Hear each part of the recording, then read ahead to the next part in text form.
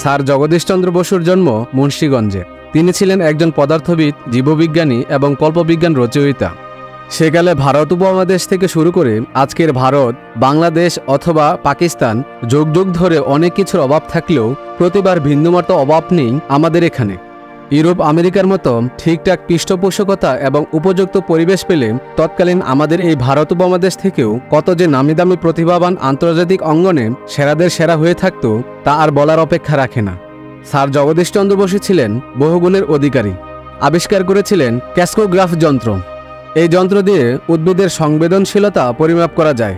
আজকের ভিডিওতে আমরা জানাতে চেষ্টা করব স্যার জগদীশচন্দ্র বসু একজন বড় মাপের বিজ্ঞানী হয়েও কেন তিনি নোবেল পুরস্কার পাননি।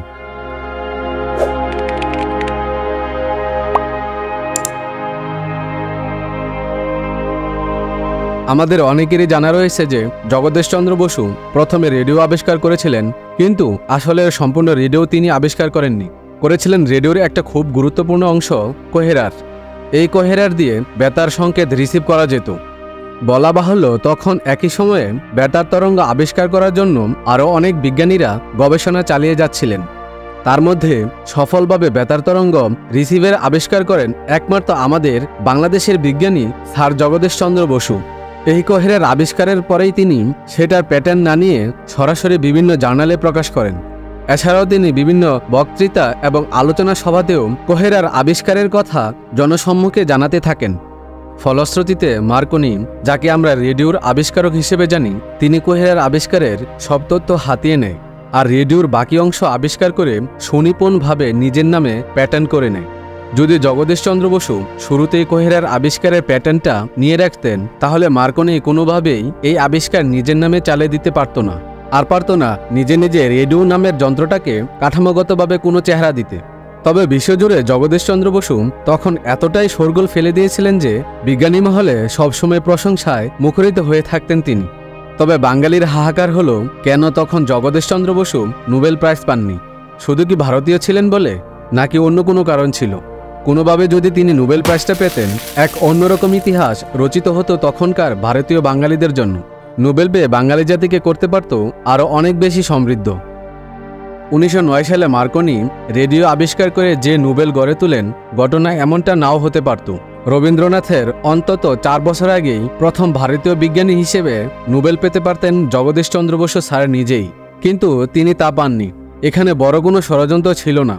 বিজ্ঞান চর্চায় যারা আমাদের আরাধ্য, সেই দুনিয়াজোড়া বিখ্যাত মানুষেরা অন্যের কৃতিত্ব নিজের নামে চালিয়ে মাঝে মধ্যেই যে সেরা হতে চান, সেটা রেডিওর আবিষ্কারক হিসেবে নোবেল পাওয়া মার্কনি তার জ্বলজ্বন্ত প্রমাণ। দুনিয়ার সব বিজ্ঞানীরাই মুখিয়ে থাকে নিত্য নতুন আবিষ্কারের জন্য। এক নতুন আবিষ্কার মানেই নতুন করে অনেক গবেষণার পথ খুলে যাওয়া। আমরা জানি কোনো আবিষ্কার জার্নালে প্রকাশ করা মানেই সেটা সবার নজরে আসা, আর সেখানেই সুযোগ থাকে চুরি করার। আর এই চুরি ঠেকাতেই বিজ্ঞানীরা জার্নালে কোনো কিছু প্রকাশ করার আগে তার প্যাটেন্ট নিয়ে রাখেন। কিন্তু কোহেরার আবিষ্কারের কোনো প্যাটেন্ট জগদীশচন্দ্র বসু রাখেননি।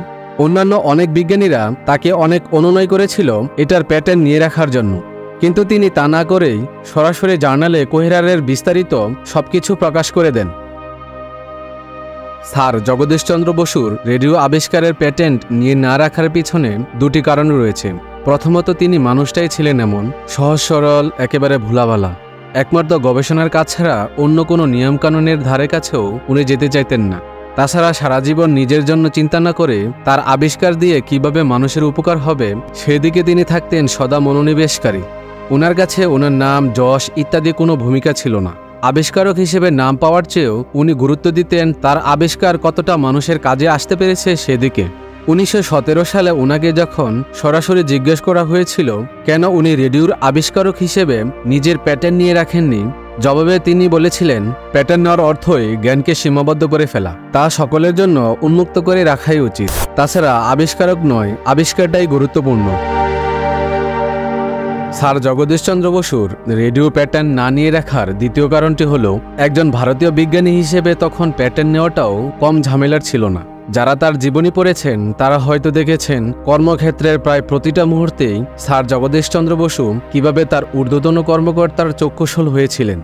যেখানে নিজের গবেষণার কাজ করার জন্য তিনি পাননি ল্যাব বা অন্যান্য সুবিধা, বাধ্য হয়ে নিজ খরচে বানিয়েছিলেন নিজের জন্য ল্যাব। সুতরাং সেই আমলে ইংরেজ শাসকদের কাছ থেকে অনুমতি নিয়ে প্যাটেন্ট নেওয়া আসলে অত ঝামেলা যেতে চাননি সম্ভবত এই মহান বিজ্ঞানী। ভারত উপমহাদেশের বিজ্ঞানের জনক এই মহান মনীষী হয়তো নোবেল পুরস্কার থেকে বঞ্চিত হয়েছেন, কিন্তু দুনিয়ার মানুষের যে অফুরন্ত শ্রদ্ধা আর ভালোবাসা তিনি পেয়ে যাচ্ছেন এখনও, এটাই তার জীবনের চরম পাওয়া। মহান এই বিজ্ঞানী স্যার জগদীশচন্দ্র বসু 1937 সালের 23 নভেম্বর 78 বছর বয়সে মৃত্যুবরণ করেন।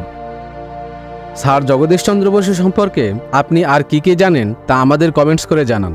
আমাদের চ্যানেলটি এখনও সাবস্ক্রাইব করে না থাকলে এখনই সাবস্ক্রাইব করে নিন। ধন্যবাদ।